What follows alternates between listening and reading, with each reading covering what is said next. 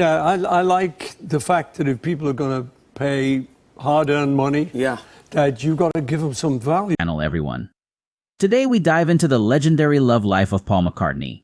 His romances are as iconic as his music, but now, at 81, Paul confesses who the true love of his life was.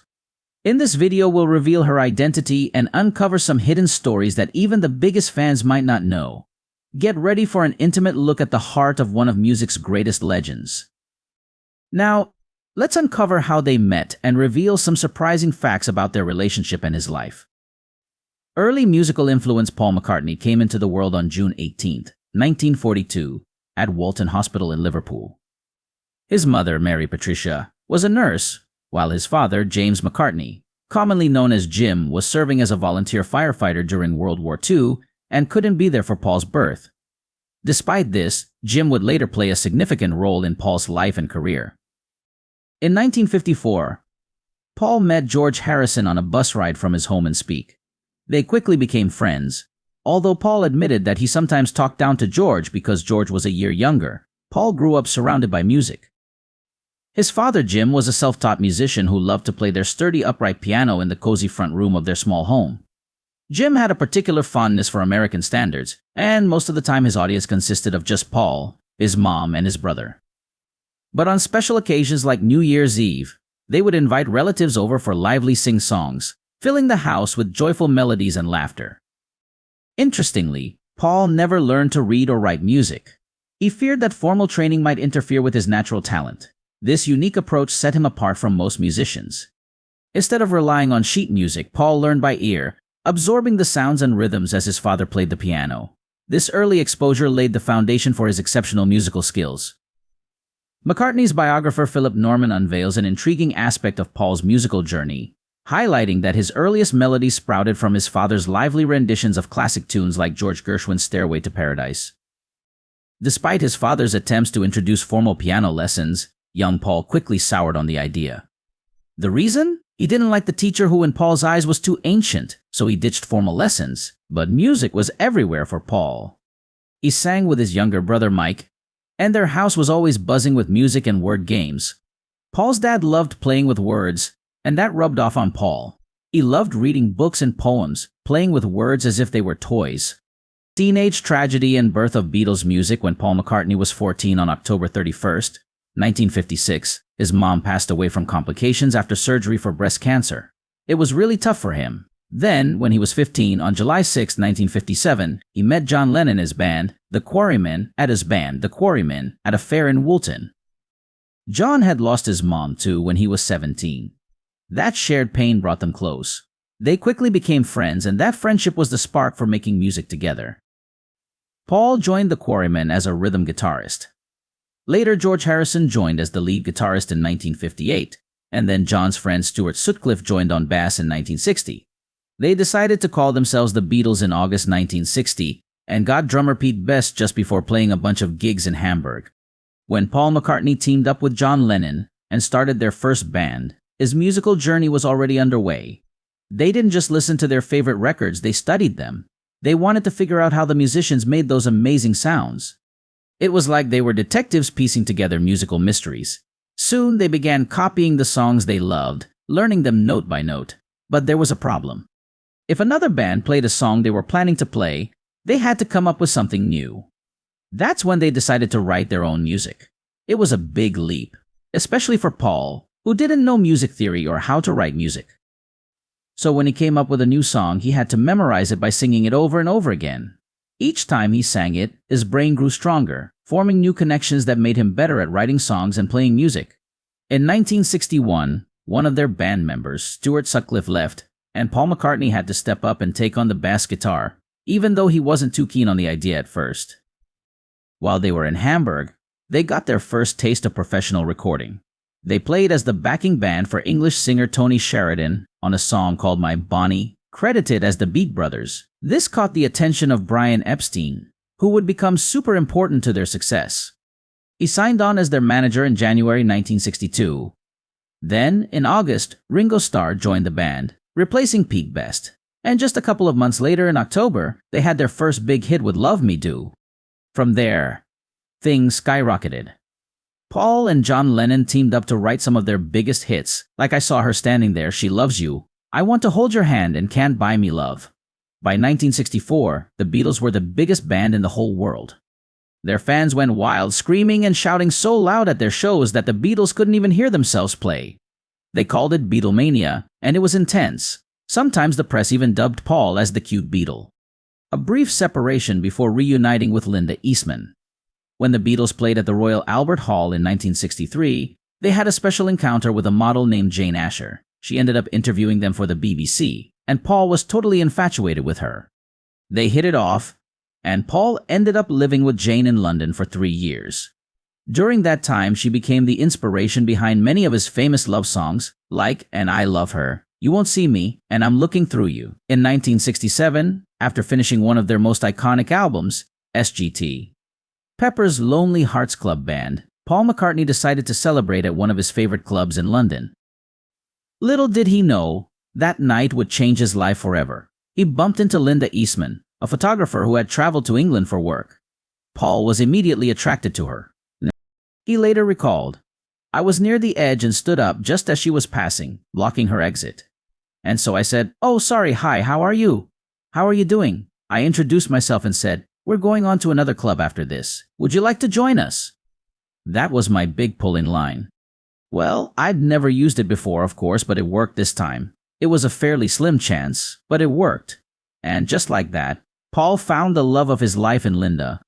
But the story has a twist. After spending the night together and sharing a press party, Linda went back to the US. She had a daughter and a job waiting for her, and she didn't think her night with Paul meant anything more than a fun time. Meanwhile, Paul got engaged to his girlfriend, Jane Asher. They were together for 5 years and even planned to tie the knot. But things took a turn when Jane found out about Paul's involvement with Francie Schwartz, an American screenwriter who moved to London hoping to sell a script to the Beatles. Francie ended up moving into Paul's house in London, and this might have played a role in the breakup of his relationship with Jane. In 1967, Paul crossed paths with Linda again, this time in New York City, and planned to marry after 6 months. But the night before their wedding, Paul and Linda had a massive argument. Paul didn't share what it was about, but he admitted that they were so furious with each other that they even thought about calling off the whole wedding. Despite the rough patches, they tied the knot and became the epitome of romance. Their first child, Mary, came along, named after Paul's dear late mother. Paul even penned the song Two of Us from the album Let It Be, inspired by the long drives he and Linda enjoyed together in the countryside. But just when things seemed to be settling down, in 1969, John Lennon dropped a bombshell. He privately told the other 3 Beatles that he had no intention of returning to the band. Amidst all the business chaos, Paul McCartney found himself tangled in disagreements with his bandmates, especially over Alan Klein's management of the group. Then, on April 10, 1970, Paul publicly announced his own departure from the Beatles, beating John to the punch. He didn't stop there. He even filed a lawsuit to officially dissolve the band on December 31, 1970. By March 1971, the court had appointed someone to manage the Beatles' money matters through their company, Apple Corp. It wasn't until January 9, 1975, that an English court finally dissolved the Beatles' partnership for good. But the drama didn't end there. Lawsuits flew back and forth between the band members, their record company EMI and Alan Klein, dragging on until 1989. Amidst all that drama, with the Beatles falling apart in 1969 and 1970, Paul found himself sinking into a deep depression. When Paul discussed that phase of his life, he revealed how he felt utterly lost and worthless. It was a new and overwhelming experience for him, leaving his confidence shattered. He acknowledged the toll it took on Linda, having to deal with his downward spiral from not wanting to get out of bed to drinking early in the day and neglecting basic grooming. But through it all, it was Linda who stood by him, giving him the support he needed to believe in himself again. He wrote the song Maybe I'm Amazed as a tribute to her unwavering support during that difficult time. Despite the challenges, in 1970, Paul decided to keep going with his music. He released his first solo album, McCartney, which went on to top the charts in the US, forming a new band with Linda Eastman.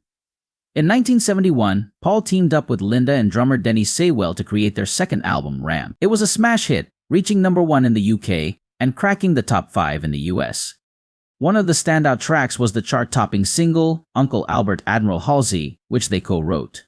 Later that same year, Paul, Linda, and Sewell joined forces with ex-Moody Blues guitarist Denny Laine to form the band Wings. Reflecting on the band's beginnings, Paul admitted that it wasn't an easy decision.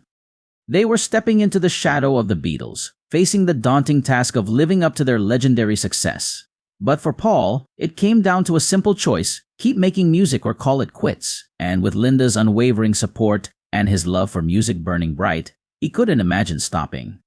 But the thing that faced huge criticism was Linda's inclusion in the group. She was nervous about performing with Paul at first, but he admired her courage, calling her really gutsy. He defended her musical skills, explaining that he had taught her the basics of keyboard and she had learned quickly. He even pointed out that some of the critics didn't understand that she played an instrument called a minimoog, which could only be played with one finger. Paul and Linda didn't let the critics get to them. They were in it for the fun and didn't feel the need to justify themselves. However, not everyone in the band felt the same way. Former Wings guitarist McCulloch didn't think it worked having a learner in the group. Despite the challenges, their 1973 album Band on the Run was a massive success. It quickly shot to #1 and sold over 3 million copies. It was seen as a worthy successor to Paul's Beatles legacy.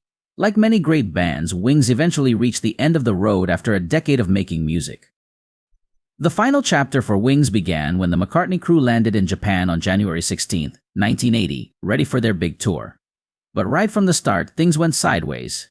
Paul got caught with marijuana in his bag at the airport, which landed him in serious trouble. This mess threw their tour plans into chaos, and it hit the band hard commercially, with their music getting banned on Japanese radio and TV. Members like Denny Laine, Lawrence Juber, and Steve Hawley rushed back home on January 21st, leaving only Linda behind. Paul spent a nerve-wracking 10 days in jail before finally getting let off on January 25th and kicked out of Japan. Upon returning to England, McCartney ventured into his second solo project, McCartney I, an experimental album that gained a cult following. As 1980 began, McCartney found himself losing interest in Wings as his personal life headed in a new direction. With their 3 children now in school, he and Linda decided to leave London and settle in the peaceful countryside of East Sussex. Their aim was to give Mary, Stella, and James a chance at a typical upbringing. He started to doubt whether his new songs were a good fit for Wings, leading him to record his next album, Tug of War, without them. Instead, he brought in other musicians to help out. For former Wings members like Lawrence Juber and Steve Hawley, it was clear that the band's days were about to end. Juber even decided to pack up and move to New York for a fresh start. Meanwhile, tensions between McCartney and founding member Denny Laine were boiling over. They argued about money and personal stuff, and it all came to a head when Laine decided he'd had enough and left the band in April 1981. Despite trying to keep up appearances, Wings was pretty much done for after Tug of War dropped. McCartney finally admitted it was over and continued to enjoy success as a solo artist. Tragedy strikes. Then in 1998, a heartbreaking moment shattered Paul's world when Linda McCartney lost her battle with breast cancer at just 56 years old. Losing her the same way he lost his mother years before was a devastating blow. But Paul cherished every precious moment he had with Linda. In her final days, they were together at their family ranch in Tucson, Arizona, surrounded by their children. Paul recalled being by her side as she peacefully passed away. He remembered how each of their kids expressed their love to her, and then he whispered to her, painting a picture of a beautiful day. Paul admitted that the pain of losing Linda was overwhelming. For about a year, he found himself crying off and on, longing to see her walk through the door like she always did. It was a tough time, but grieving seemed like the only thing to do. Despite the heartbreak, McCartney found strength to honor Linda's memory with a touching tribute called A Garland for Linda. This heartfelt musical project not only paid homage to his beloved wife, but also raised funds for cancer research around the world. Second marriage in 2002, McCartney tied the knot with Heather Mills, a former model and advocate against landmines. The following year, they welcomed their daughter, Beatrice Millie, into the world. However, tensions arose between Heather and Paul's daughter, Stella, whom he shares with Linda. Heather claims Stella tried to break up their marriage out of jealousy, leading to explosive arguments between Paul and Heather. Eventually, the couple divorced in 2006 after a challenging time together. McCartney ended up paying a hefty amount of PS24.3 million in a divorce settlement. Truth behind his perfect-looking marriage now. After his divorce from Mills, it seems like it was only Linda with whom Paul enjoyed perfect marriage. They're often held up as a model of love and commitment. They shared 3 decades together, openly expressing their affection for each other. Along with their 3 children, Paul also embraced Linda's daughter from her previous marriage, Heather McCartney, as his own.